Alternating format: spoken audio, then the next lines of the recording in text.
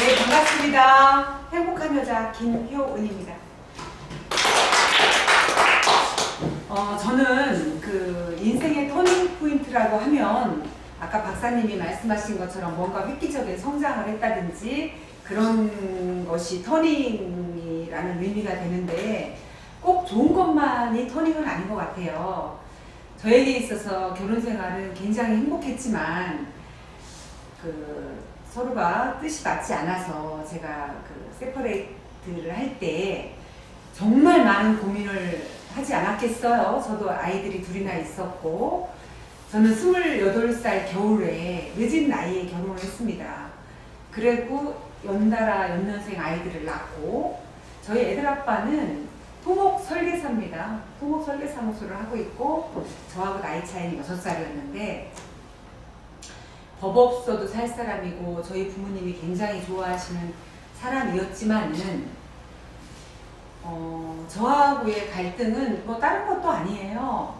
그 사람이 생각하는 여자의 상과 내가 생각하는 여성 상이 달랐기 때문에 집안 하나만 있기를 원하는 아내, 나는 밖으로 나가서 내 생활을 하고 싶은 그런 현대 여성, 그런 거에서 오는 부딪힘으로 인해서 많은 마찰이 있었어요. 그러다 보니까 저는 저번에 강의 시간에 지난 1기에서 2기에서 제가 이 비유를 세장 안의 새와 세장 밖의 새로 비유를 했었거든요. 저는 어린 나이에 30살에 누리아파트에 입주를 해서 정말 내 집이 아닌 집에 살지 않고 45평에서 신혼생활을 시작했으니까 그래도 잘 살았다라고 경제적인 쪽으로는 고생한 적이 없는데 그렇다고 마음고생한 적도 없어요. 애들이 어릴 때는. 내가 밖으로 나가려고 할 때부터의 갈등이 시작된 거거든요. 그전에는 저는 정말 집에서 살림 열심히 하고 우리 이림씨가 빵 버오는 것처럼 저도 제과제빵도 배우고 일식도 배우고 중식도 배우고 한중일을 다 하면서 정말 열심히 살았습니다. 부러워하는 그런 삶을 살았는데 제가 밖으로 나가려고 할 때 이제 마찰이 시작되면서 제가 보기에도 강하게 생겼죠. 저는 용띠예요, 용띠. 상상의 동물이기 때문에 저를 꺾어서는 안 되는데 애들 아빠는 꺾지도 못하면서 은근히 사람 잡는, 저를 이기지도 못하면서 꺾으려고 하는, 그러다 보니까 서로가 팽팽하다 보니까 이 세상 안에 새가 남들이 볼 때는 너무 행복해 보이겠는데 내가 나가서 내 마음대로 자유의 삶을 살아보는 건 어떨까, 그런 삶을 선택을 하고, 사실은 그게 저는 이렇게까지 오래될 줄은 몰랐어요. 한 3년 정도만 그렇게 살아보다가 다시 타협을 하려고 했어요. 근데 3년을 살고 나서 어느 날 둘이 얘기를 해보니까 변한 게 하나도 없어요.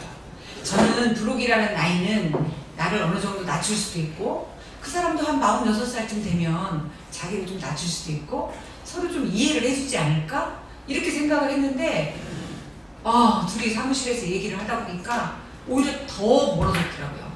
이만큼 벌어져도 간극이 완전히 강이 돼 버렸더라고요.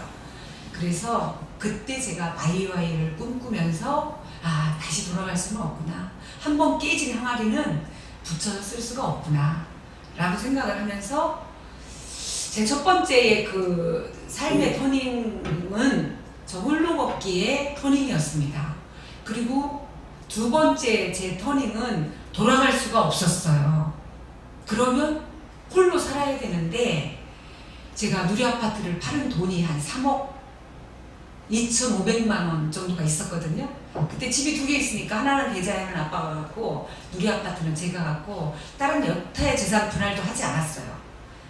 재산들이 많이 있었거든요. 땅들도 있고 용인에도 있고 이렇게 있었는데 애들 아빠가 애를 주지 않아서 저는 양육권을 포기를 하고 제 삶을 살아야 됐어요.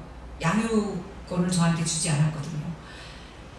그래서 제가 이제 양육권을 포기하니까 저는 재산을 가져와야 될 이유가 없어요. 애들하고 아빠가 살아야 되는데 내가 뭘 가져와요. 그래서 우리는 재산 분할 이런 거 쓰지도 않았어요. 그냥 내 명의로 있던 아파트 내가 하고 나머지 거는 아빠가 그냥 하고, 그래서 누리 아파트를 그때가 IMF 이후였는데요. 제가 집을 워낙 예쁘게 꾸며놨더니 한 번 보고 집을 사러 왔어요. 그래서 제가 3억 2,500에 누리 아파트 102동을 3억 2,500에 매매를 하고 제가 초원 아파트로 갑니다. 24평짜리 줄여서 짐을 이제 다 시골에 보내고 딱 필요한 집만 가지고 그렇게 갔어요. 정말 3년이라는 세월이 저는 제 인생의 봄날이었어요. 그 갇힌 감옥에서 3년 동안 여행도 많이 하고요. 많이 돌아다니고 남편이 하지 말라는 거 다 했어요. 라식도 하고 여행도 가고 골프도 배워보고 모든 걸 하지 말라. 이것도 하지 말라, 저것도 하지 말라, 저것도 하지 말라 이러니까 다 했어요. 눈썹에 살짝 문신도 해보고 뭐 결혼생활 동안 못했던 거를 그 직후에 3년 동안 다 한 것 같아요. 여행도 많이 다니고 그리고 나서 돌아보고 나서 아 이건 또 아닌 것 같은 거지. 애들을 생각하니까 또 내 부모를 생각하니까 그래서 돌아가 보려고 했는데 그 길은 또 아니야. 그래서 그때 제가 두 번째 마이웨이를 해야 된다고 생각을 했어요. 그때 제가 결심한 게 나는 절반의 실패를 했으니까 이 나머지 절반의 실패는 내가 멋지게 나다움으로 살아가리라 생각을 했어요. 그래서 시작한 게 공인중개사 공부였어요. 나이 40살에 1년 만에 중개사를 따고 지금 19년째 하고 있습니다. 제가 돈은 못 벌었지만 그래도 전문적인 직업을 선택을 했기 때문에 저를 포기하지 않고 지금까지 나다움으로 이렇게 살고 있는 게 아닌가 싶어요. 제가 그때 공인중개사를 40살에 신영순이라는 친구가 공부하고 있다고 해서 나도 따라가서 했거든요. 그 친구는 포기하고 저는 붙어서 글쎄요, 적성이 맞다고 할 수도 있고 안 맞다고 할 수도 있어요. 적당히 사기성? 뭐 사기가 나쁜 사기가 아니라 선의의 거짓말은 아니지만은 그래도 조금 이렇게 융통성?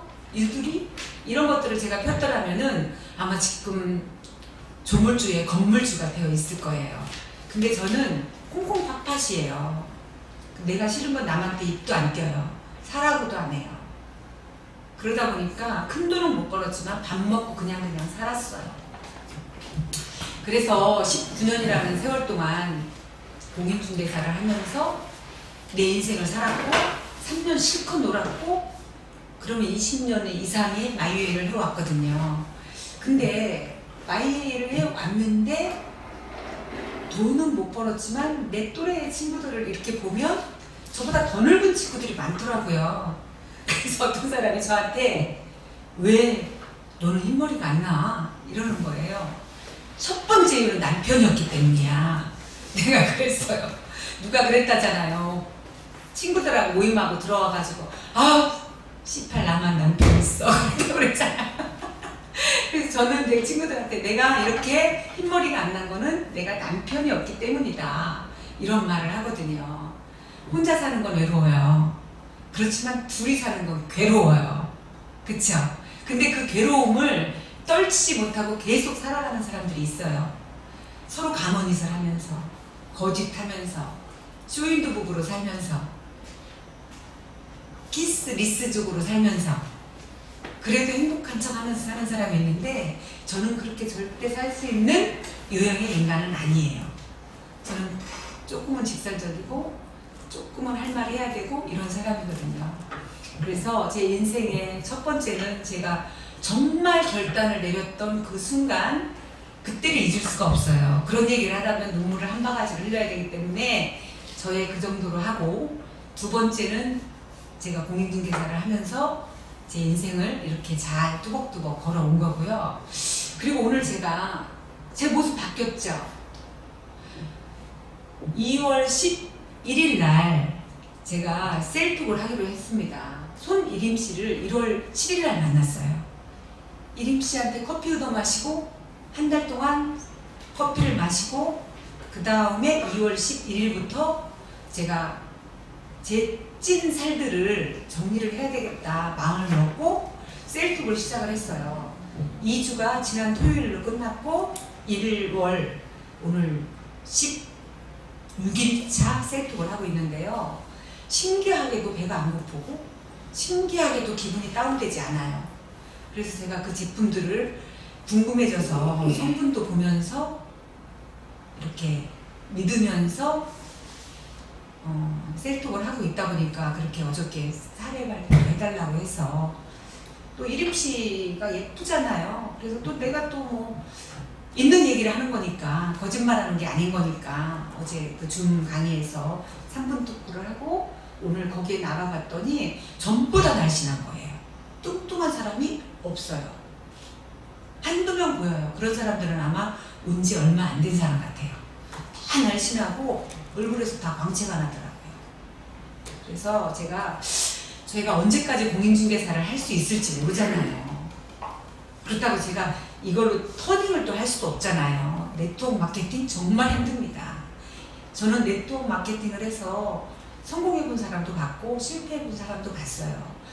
야, 네가 그 정도의 노력을 하면 다른 일 하면 너 더 잘할 수 있어 라고 내가 내 친구한테 말한 적도 있어요. 이거 어렵거든요. 쌓아놓으면 무너지고 쌓아놓으면 무너지고 한쪽 잘리고 한쪽 안 되고 너무 힘든 일이에요. 근데 성공 반열에 온 사람들이 오늘 거기에 왔더라고요. 아마 이림씨가 잘 되기를 바래요. 그렇지만 저는 제품을 믿으니까 먹을 거예요. 꾸준하게 먹을 거예요. 그러면서 제품값이라도 벌어보면 좋겠다 이런 생각도 들었어요. 그 전달도 해볼 거예요. 아마 이 일로 성공을 목표로 아주 별로 이림씨처럼 뛰지는 못하지만은 거북이처럼 가다 보면 언젠가 제 나이 70쯤에 연금이 될 수 있잖아요. 100만 원 그때는 너무 소중할 거니까요. 그래서 엔젝타로 다시 한번 제 삶의 터닝 포인트를 해보면 어떨까 하는 그런 생각도 해봤습니다. 저에게 응원의 박수 한번 보내주시겠습니까? 감사합니다.